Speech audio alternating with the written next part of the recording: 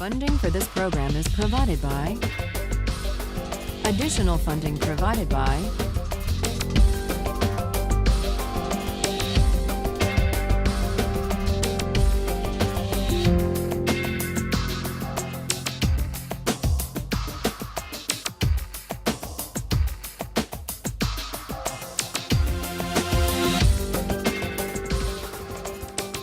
Today we turn to Kant's reply to Aristotle. Kant thinks that Aristotle just made a mistake. It's one thing, Kant says, to support a fair framework of rights within which people can pursue their own conceptions of the good life. It's something else, and something that runs the risk of coercion, to base law or principles of justice on any particular conception of the good life. You remember Aristotle says, in order to investigate the ideal constitution, we have first to figure out the best way to live. Kant would reject that idea. He says that constitutions and laws and rights should not embody or affirm or promote any particular way of life.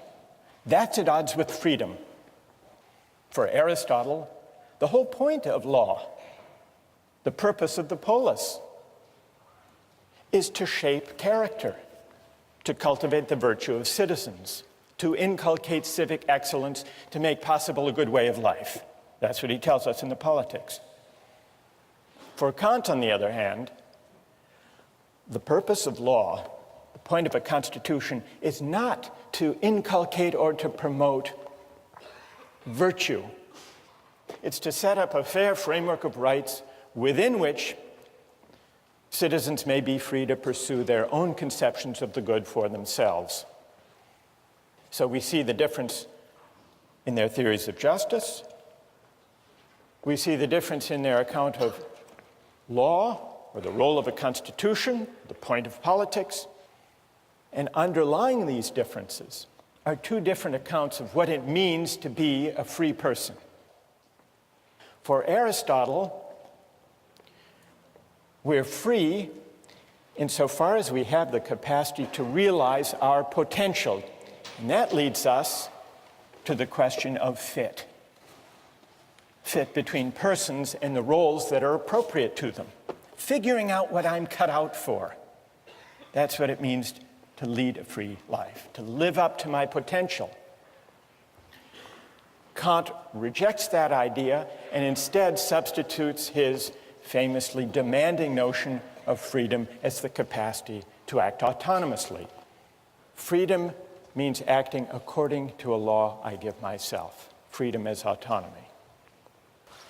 Part of the appeal, part of the moral force of the view of Kant and of Rawls consists in the conception of the person as a free and independent self, capable of choosing his or her own ends.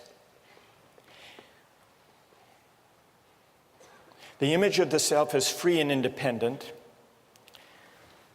offers, if you think about it, a powerful, liberating vision, because what it says is that as free moral persons, we are not bound by any ties of history or of tradition or of inherited status that we haven't chosen for ourselves. And so we're unbound by any moral ties prior to our choosing them. And that means that we are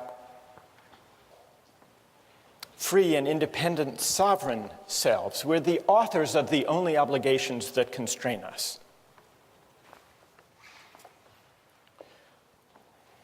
The communitarian critics of Kantian and Rawlsian liberalism acknowledge that there is something powerful and inspiring in that account of freedom, the free, independent choosing self.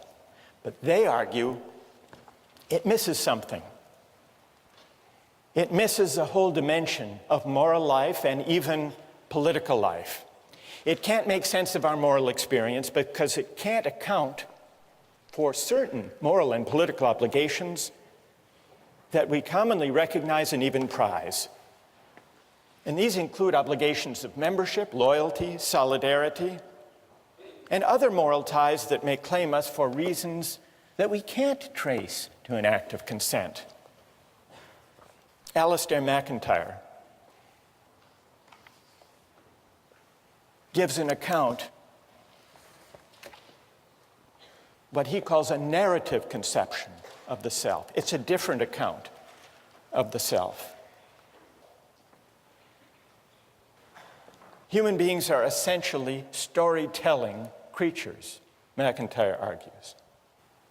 That means I can only answer the question, what am I to do, if I can answer the prior question, of what story or stories do I find myself a part? That's what he means by the narrative conception of the self. What does this have to do with the idea of community and belonging? MacIntyre says this: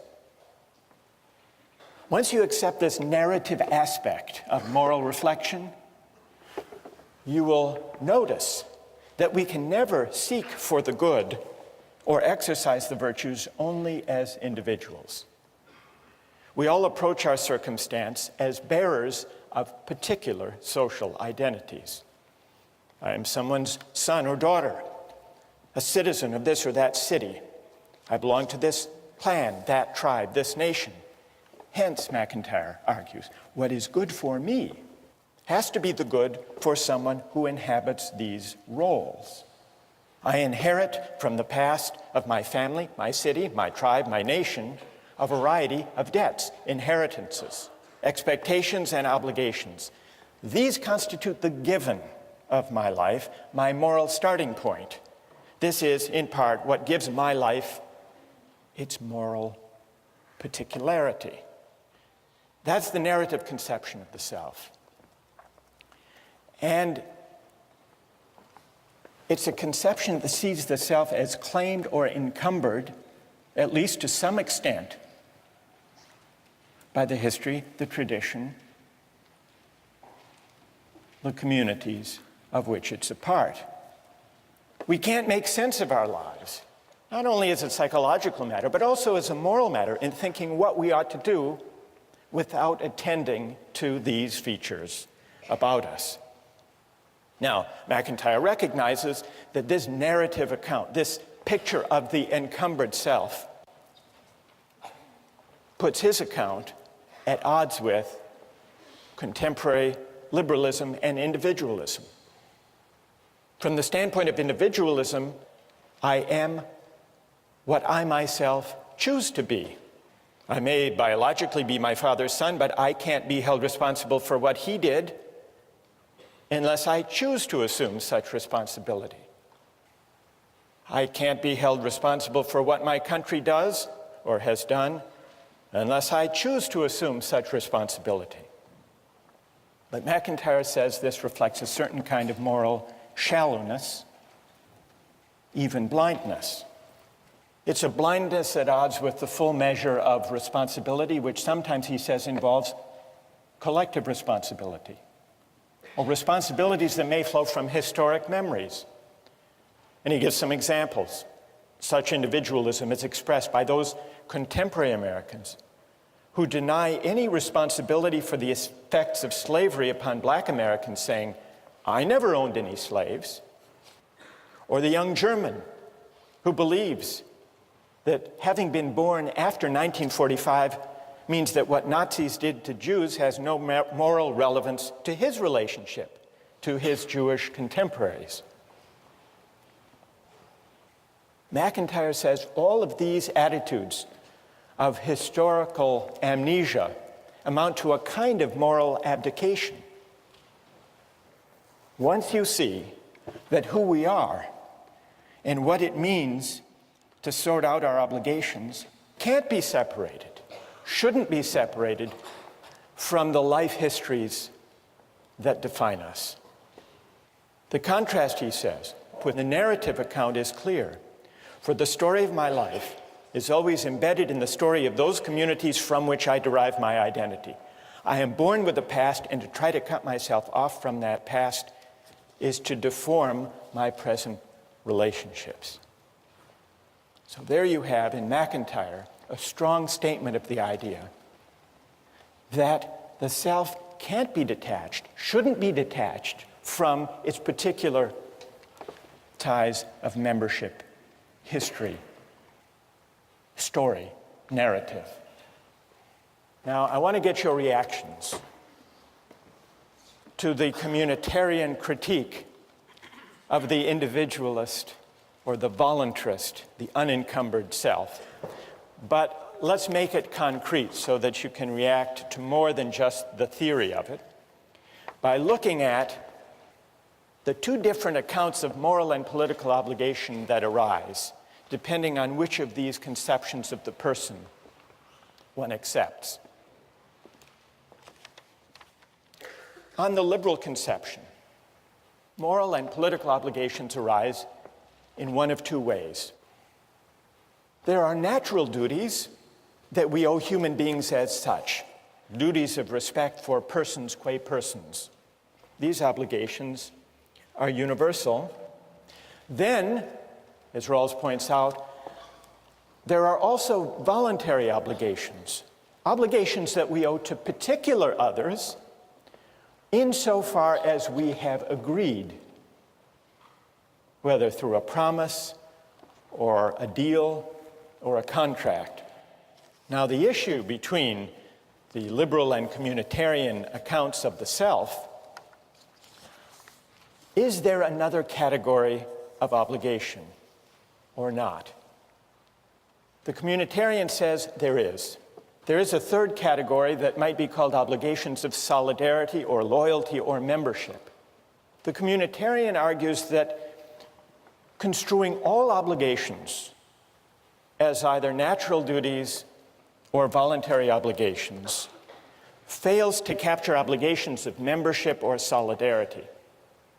Loyalties whose moral force consists partly in the fact that living by them is inseparable from understanding ourselves as the particular persons we are. What would be some examples? And then I want to see how you would react to them. Examples of obligations of membership that are particular but don't necessarily flow from consent, but rather from membership, narrative, community, one's situation. The most common examples are ones to do with the family, the relation between parents and children, for example. Suppose there were two children drowning. You could save only one of them. One was your child, the other was a stranger's child. Would you have an obligation to flip a coin? Or would there be something morally obtuse if you didn't rush to save your child? Now you may say, well, parents have agreed to have their children. So take the other case, the case of children's obligation for their parents. Now we don't choose our parents. We don't even choose to have parents. There is that asymmetry. And yet, consider two aging parents, one of them yours, the other a stranger's. Doesn't it make moral sense to think that you have a greater obligation to look after your aged parent than to flip a coin or to help the strangers? Now, is this traceable to consent? Not likely. Or take a couple of political examples. During World War II, French resistance pilots flew bombing raids over occupied France. One day, one of the pilots received his targets and noticed that the village he was being asked to bomb was his home village. He refused, not disputing that it was as necessary as the target he bombed yesterday.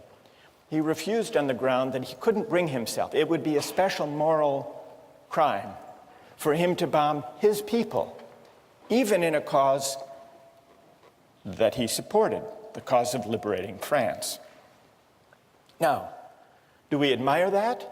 If we do, the communitarian argues, it's because we do recognize obligations of solidarity.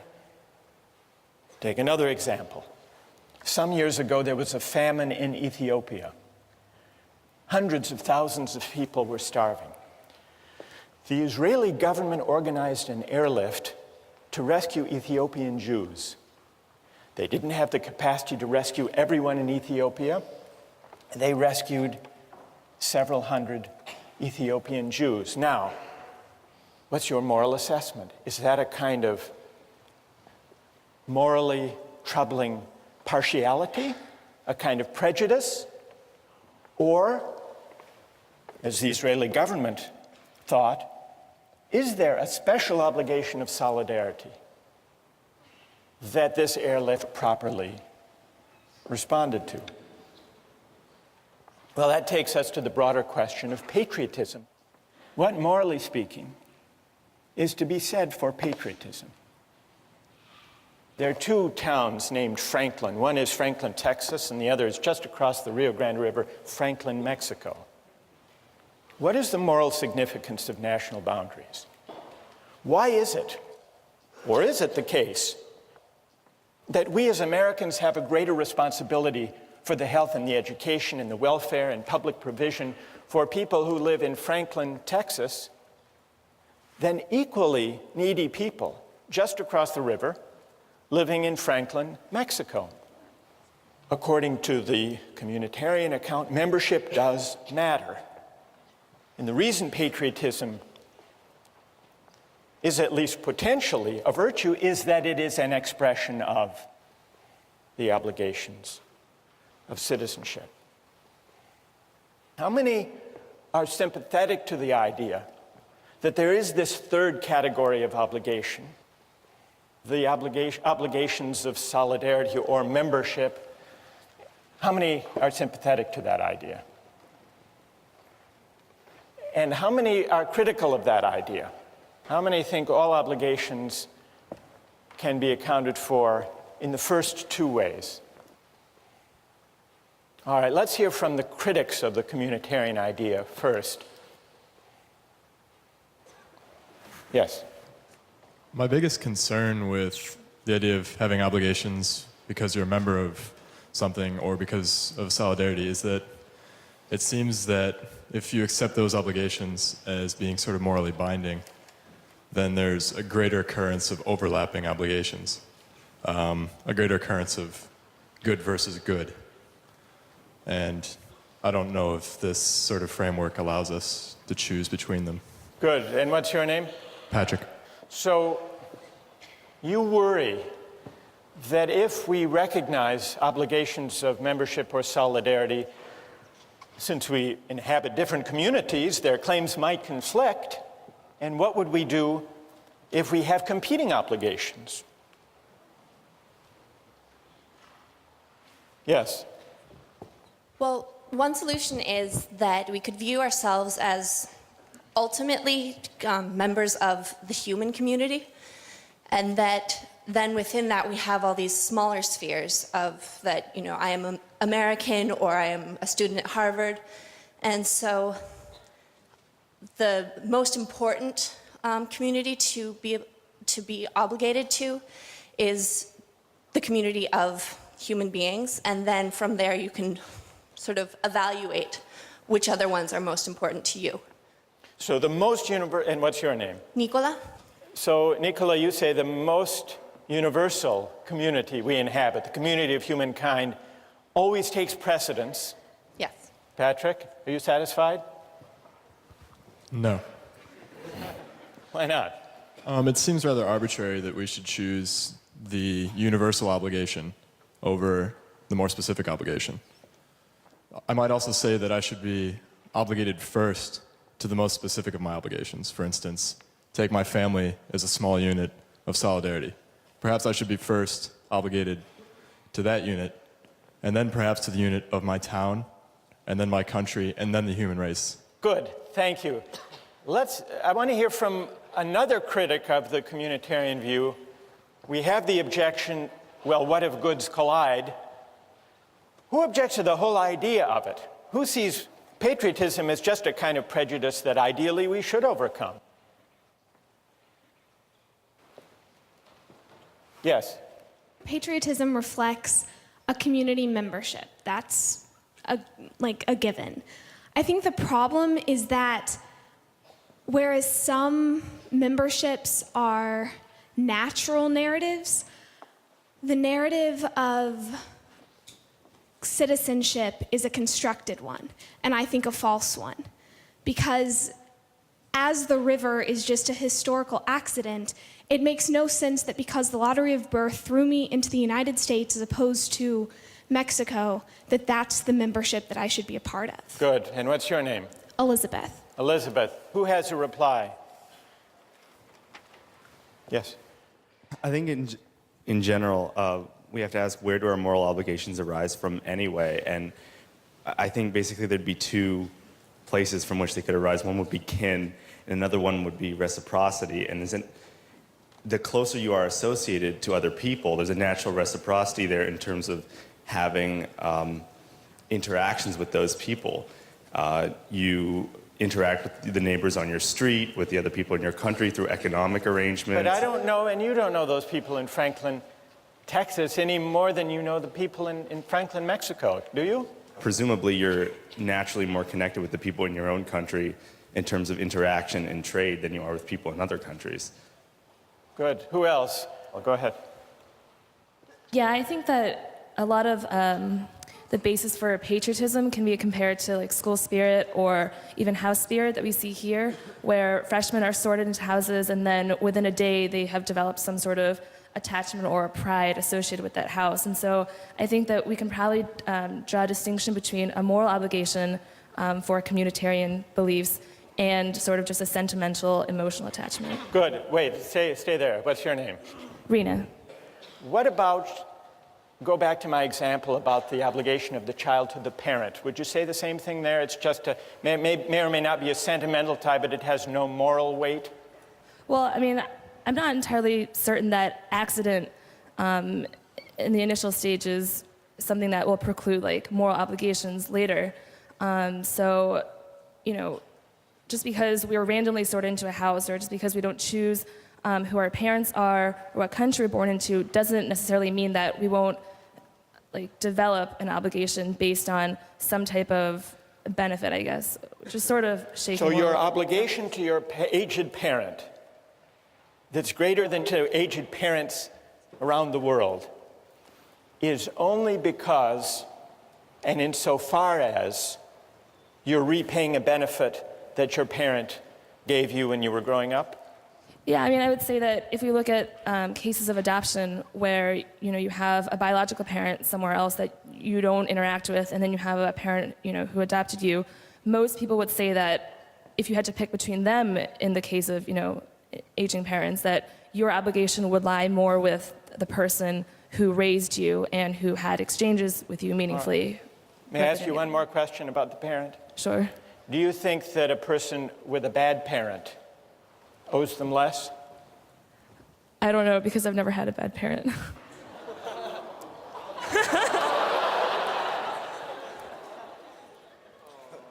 I think that's a good place to end. Thank you. We'll continue with this next time. Thank you.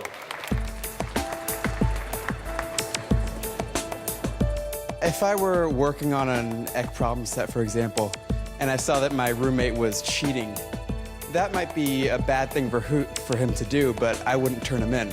You would not turn him in? I wouldn't turn him in, and I think that, I would argue that's the right thing to do because of my obligation to him, you know. You don't have a duty to tell the truth? To report someone who cheated? Today, I'd like to consider the strongest objections to the idea that there are obligations of solidarity or membership.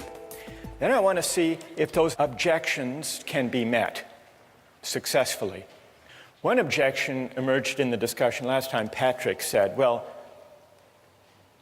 if obligations flow from community membership and identity, we inhabit multiple communities, doesn't that mean that our obligations will sometimes conflict? So that's one possible objection. And then Rena said, these examples meant to bring out the moral force of solidarity and membership.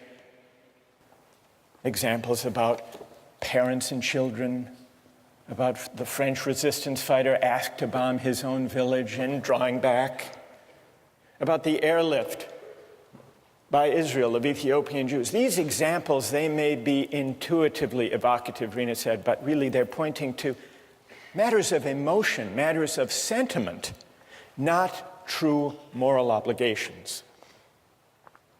And then there were a number of objections, not necessarily to patriotism as such, but to patriotism understood as an obligation of solidarity and membership beyond consent. This objection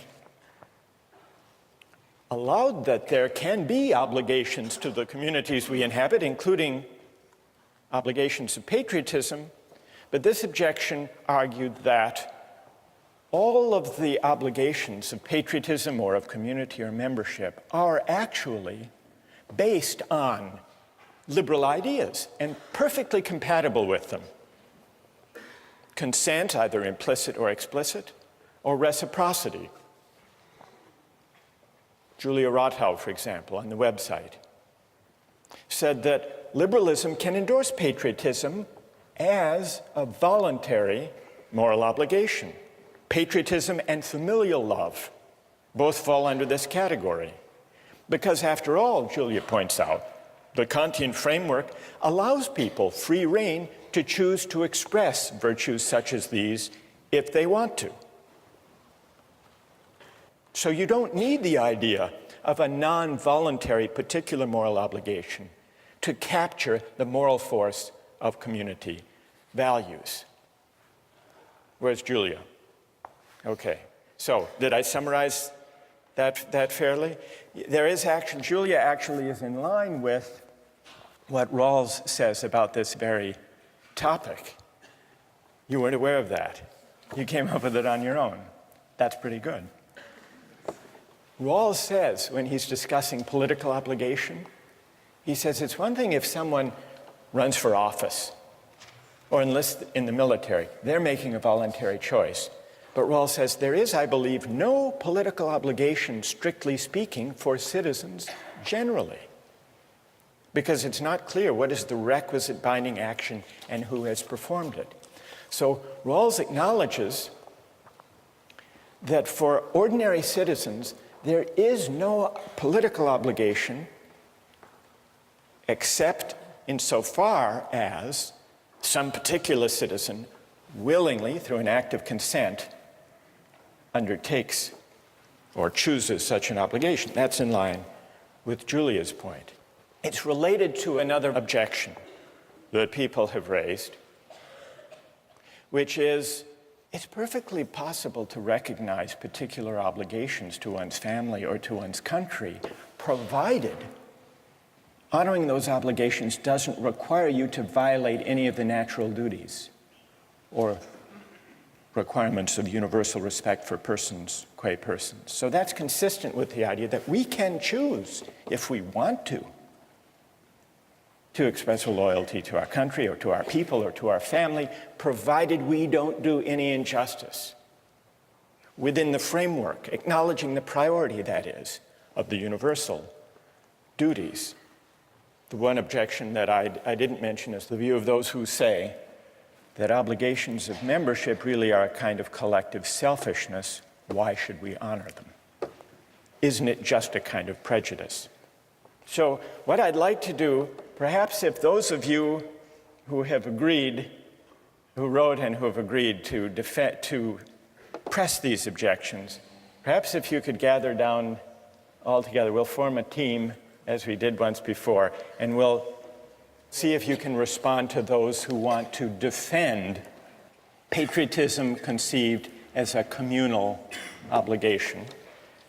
Now, there were a number of people who argued in defense of patriotism as the communitarian view conceives it. So let me go down now and join the critics of communitarianism, if there's a microphone that we could use somewhere. Okay, thanks, Kate.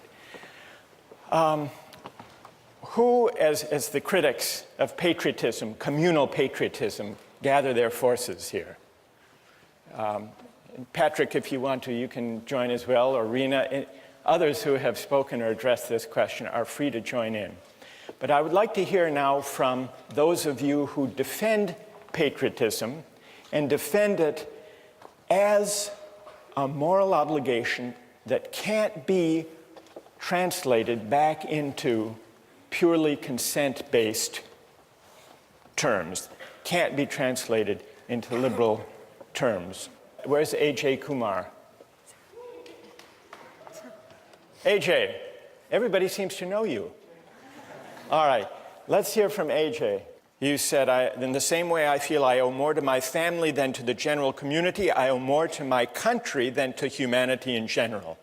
Because my country holds a great stake in my identity, it is not prejudice for me to love my country, unless it is prejudice for me to love my parents more than somebody else's. So AJ, what would you say to this group? Stand up. I think that there's some fundamental moral obligation that comes from a communitarian responsibility to people and groups that form your identity. I mean, even, like, I'll give the example that, there are a lot of things about our government right now that I'm not in favor of, but part of my identity is that America values a free society where we can object to certain things, and I think that's an expression of patriotism as well. And I go back to the parent example, or even at Harvard, I think, I owe more to my roommates because they make up my identity than I do to the Harvard community as a whole. And I think that applies to our country because there are certain things that growing up here, yes, we can't choose it, we can't choose our parents, things like that, but it makes up part of our identity. Okay, who would like to take that on? Ike? Yeah, about the obligation to others simply by virtue of being in being influenced by them. I'm a German citizen, and if I had been born 80 years earlier, then I would have been a citizen of Nazi Germany. And for some reason, I just don't think that I would have to feel obligated towards Germany because I had benefited from actions of Nazis. I mean, I guess my response to that would be you have hundreds of thousands of protesters in the United States right now who hold up signs that say peace is patriotic. And I'm sure there are people in this room who don't agree with that. I personally do. And I would say that they're strongly objecting to basically everything the Bush administration is doing right now, but they still consider themselves loving their country because they're furthering the cause of what they see as best for the country. And I tend to agree with that as a patriotic movement. Well, but how's that then? How do you still favor your country? How's that still patriotic? I mean, isn't that more a sentimental attachment? Where's the obligation there? Rena? Yeah, not to bring this back to John Locke, but I'd like to bring this back to John Locke. So, I mean, in his conception of when people join society, there's still some outlet. Like if you're not satisfied with your society, you do have a means of exit. Even though we had a lot of concerns about how you're born in and it's not very feasible, he still provides that option.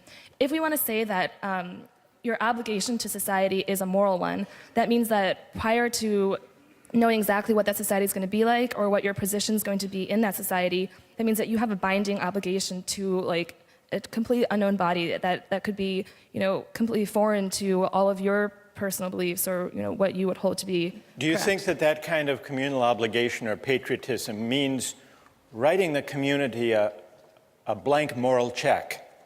Basically, yeah. Like, I think that we can, I think it's reasonable to say that as you grow and as you develop within that community, that you acquire some type of obligation based on reciprocity. But to say that you have a moral obligation, I think, requires a stronger justification. Good. Who else? Anyone else like to address that? I guess we could say that you could argue that you're morally obliged to society by the fact that there is this reciprocity. I think it's the idea that, you know, we participate in society, we pay our taxes, we vote. This is why we could say that we owe something to society. But beyond that, I don't think there's anything inherent in the fact that we are members of the society itself that we owe it anything. I think it's insofar as the society gives us something, gives us protection, safety, security, then we owe the society something, but nothing beyond what we give the society. Who wants to take that on? Rahul? I don't think we give the community a blank moral check in that sense. I think we only give it a blank moral check when we abdicate our sense of civic responsibility and when we say that the debate doesn't matter because patriotism is a vice. I think that patriotism is important because it gives us a sense of community, a sense of common civic virtue that we can engage in the issues. Even if you don't agree with the way the government is acting, you can still love your country and hate the way it's acting. And I think because out of that love of country, you can debate with other people and have respect for their views, but still engage in the debate. If you just say that, you know, patriotism is a vice, you drop out of that debate and you cede the ground to people who are more fundamentalist, who have a stronger view, and who may coerce the community. Instead, we should engage the other members of the community on that same moral ground. Well, now what we hear from AJ and Rahul is a very pluralistic, argumentative, critically minded patriotism, whereas what we hear from Ike and the critics of patriotism here is the worry that to take patriotic obligation in a communal way, seriously, involves a kind of loyalty that doesn't let us just pick and choose among the beliefs or actions or practices of our country. What's left of loyalty if all we're talking about, AJ and Rahul, if all we're talking about is loyalty to principles of justice that may happen to be embodied in our community or not, as the case may be, and if not, then we can reject its course. I don't know, I've sort of given a reply. I got carried away, I'm sorry. Who would like? Go ahead, Julia.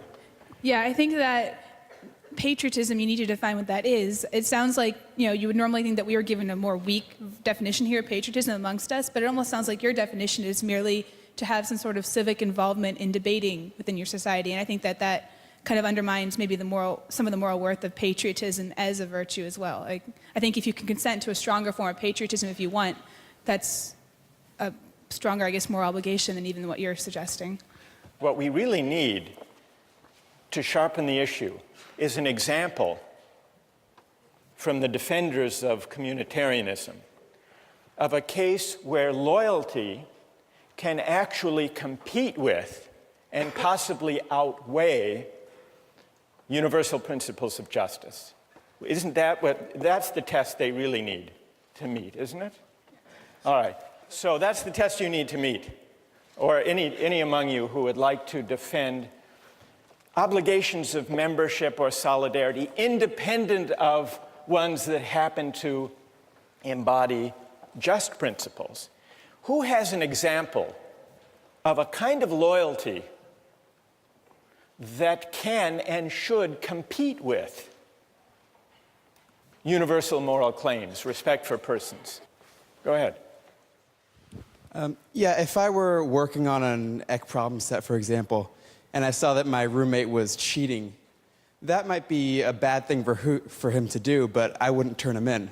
You would not turn him in? I wouldn't turn him in, and I think that I would argue that's the right thing to do because of my obligation to him. You know, it may be wrong, but that's what I would do, and you know, I think that's what most people would do as well. All right, now there's a fair test.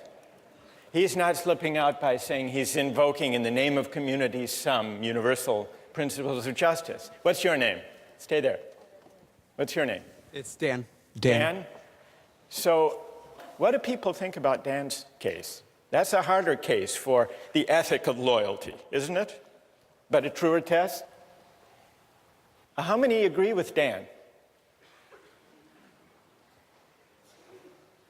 So loyalty, Dan, loyalty has its partisans.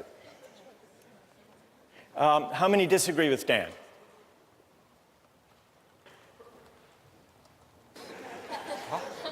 Peggy. Oh, well, I agree with Dan, but I agree that it's a choice that we make, but it's not necessarily right or wrong. I mean, I'm agreeing that I'm going to make the wrong choice because I'm going to choose my roommate, but I also recognize that that choice isn't morally right. So you're still translating even Dan's loyalty. You're saying, well, that's a matter of choice. But what's the right thing to do? Most people put up their hands saying, Dan would be right to stand by his roommate and not turn him in.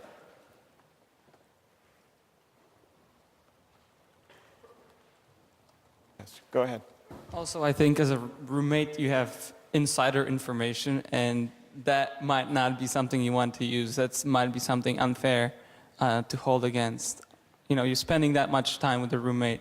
Obviously, you're going to learn things about him, and I don't think it's fair to reveal that to a greater community. But it's loyalty, Wojtek. You agree with Dan that yes, loyalty is the ethic at stake here. Absolutely. You don't have a duty to tell the truth, to report someone who cheated? Not if you've been advantaged into getting that kind of information. Before our critics of patriotism leave, I want to give you another version, a more public example of what I guess we should call it Dan's dilemma. Dan's dilemma of loyalty. And I want to get the reaction of people to this. This came up a few years ago in Massachusetts. Does anyone know who this man is? Billy Bulger, that's right. Who is Billy Bulger? He was president of the Massachusetts State Senate for many years, one of the most powerful politicians in Massachusetts. And then he became president of the University of Massachusetts. Now, Billy Bulger, did you hear the story about him that bears on Dan's dilemma? Billy Bulger has a brother named Whitey Bulger. And this is Whitey Bulger.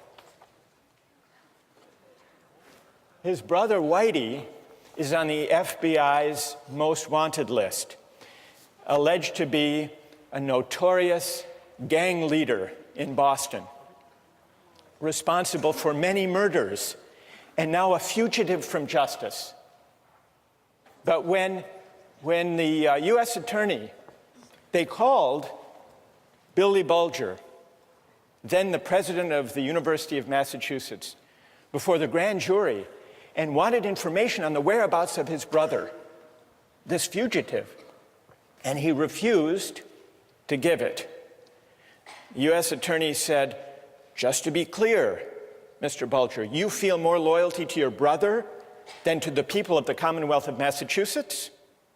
And here's what Billy Bulger said. I never thought of it that way, but I do have a loyalty to my brother. I care about him. I hope that I'm never helpful to anyone against him. I don't have an obligation to help anyone catch my brother. Dan, you would agree? How many would agree with the position of Billy Bulger? Let me give one other example, and then we'll let the critics reply, the critics of loyalty, as we'll describe it. Here's an even more fateful example from a figure in American history, Robert E. Lee. Now, Robert E. Lee, on the eve of the Civil War, was an officer of the Union Army. He opposed secession, in fact, regarded it as treason. When war loomed, Lincoln offered Lee to be the commanding general of the Union Army. And Lee refused. And he described in a letter to his sons why he refused. With all my devotion to the Union, he wrote, I have not been able to make up my mind to raise my hand against my relatives, my children, my home. By which he meant Virginia. The Union is dissolved. I shall return to my native state and share the miseries of my people, save in her defense, I will draw my sword no more. Now here's a real test, Dan, for your principle of loyalty. Because here is the cause of the war against, not only to save the Union, but against slavery. And Lee is going to fight for Virginia, even though he doesn't share the desire of the southern states to secede. Now, the communitarian would say there is something admirable in that. Whether or not the decision was ultimately right, there's something admirable. And the communitarian would say, we can't even make sense. Rena, we can't make sense of Lee's dilemma as a moral dilemma unless we acknowledge that the claim of loyalty arising from his sense of narrative of who he is a moral, not just sentimental, emotional tug. All right, who would like to respond to Dan's loyalty, to Billy Bulger's loyalty, or to Robert E. Lee's loyalty to Virginia? What do you say, Julia? Okay, well, I think that these are some classic examples of multiple spheres of influence, and that you have conflicting communities, that your family and your country. I think that's one reason why the idea of choice in your obligation is so important, because how else can you resolve this? If you're morally obligated and there's no way out of this need for loyalty to both communities, you're trapped. There's nothing you can do. You have to make a choice. And I think that being able to choose based on other characteristics than merely, the arbitrary fact that you're a member of this community is important. Otherwise, it's left to, randomness. Well, Julia, the issue isn't whether Dan makes a choice, or Billy Bulger or Robert E. Lee. Of course they make a choice. The question is, on what grounds, on what principle should they choose? The communitarian doesn't deny that there's a choice to be made. The question is, which choice, on what grounds, and should loyalty as such weigh? Andre, now you want to. All right, go ahead. What do you say? Well, one of the things we've noticed in the three examples is that the people have all chosen the most immediate community of which they're a part, the more local one. And I think there's something to be said for that. It's not just random. There doesn't seem to be a conflict because they know which one is more important. And it's their family over the OGG-10 class, their state over their country, and their family over the Commonwealth of Massachusetts. So I think that's the answer to which is more important. You think that the local, the more particular is always the weightier morally, Andre? Well, there seems to be a trend in the three cases. I would agree with that, I think. And I think most of us would agree that your family takes precedence over the United States, perhaps. Which is why you go with Dan. Dan, yes. Loyalty to the roommate over OGG-10 and the truth. Yeah, exactly. I would, because, truth-telling, not the truth of OGG-10. Yes. All right, so we understand. Yes. But on the same example, in terms of family, you had cases in the Civil War where brother was pitted against brother on both sides of the war, where they chose country instead of family. So I think the exact same war shows that different people have different means of making these choices, and that there is no one set of values or one set of morality that communitarians can stick to. And personally, I think that's the biggest problem with communitarians, that we don't have one set of standard moral obligations. And tell me your name. Samantha? So Samantha, you agree with Patrick's point the other day, that there may be, if we allow obligations to be defined by community identification or membership, they may conflict, they may overlap, they may compete, and there is no clear principle. Andre says there's a clear principle, the most particular. The other day, Nicola, who is sitting over here, where's Nicola, said the most universal. You're saying, Samantha, the scale of the community as such can't be the decisive moral factor. So there has to be some other moral judgment. All right, let's let our critics of communal patriotism, let's express our appreciation and thank them for their having stood up and responded to these arguments, defined the issue. Let's turn to the implications for justice of the positions that we've heard discussed here. One of the worries underlying these multiple objections to the idea of loyalty or membership as having independent moral weight is that it seems to argue that there is no way of finding principles of justice that are detached from conceptions of the good life as they may be lived in any particular community.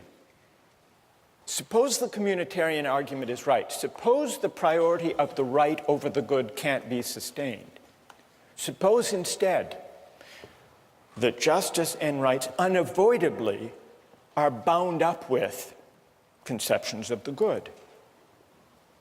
Does that mean that justice is simply a creature of convention, of the values that happen to prevail in any given community at any given time? One of the writings we have among the communitarian critics is by Michael Walzer. He draws the implications of justice this way. Justice is relative to social meanings. A given society is just if its substantive life is lived in a certain way, in a way that is faithful to the shared understandings of the members. So Walzer's account seems to bear out the worry that if we can't find independent principles of justice, independent, that is, from conceptions of the good that prevail in any given community, that we're simply left with justice being a matter of fidelity or faithfulness to the shared understandings or values or conventions that prevail in any given society at any given time. But is that an adequate way of thinking about justice?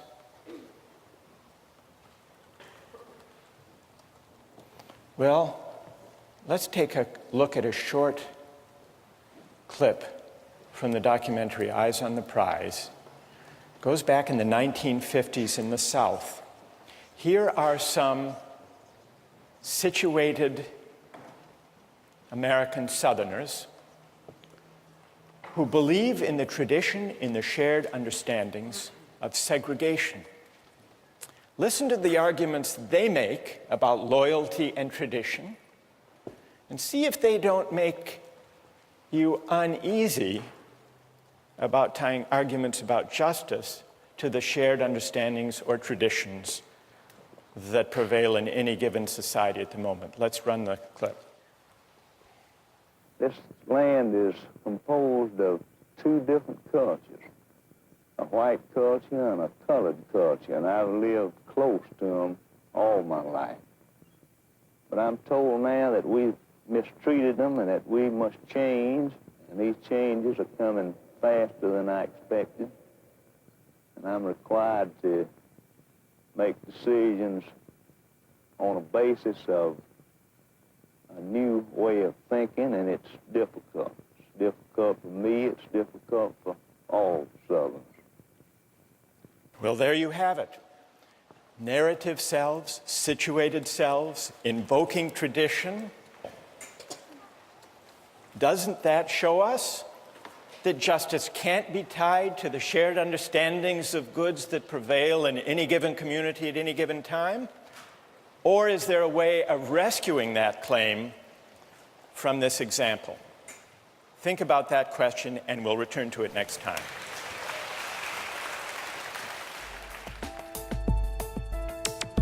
Don't miss the chance to interact online with other viewers of Justice. Join the conversation, take a pop quiz, watch lectures you've missed, and learn a lot more. Visit justiceharvard.org. It's the right thing to do.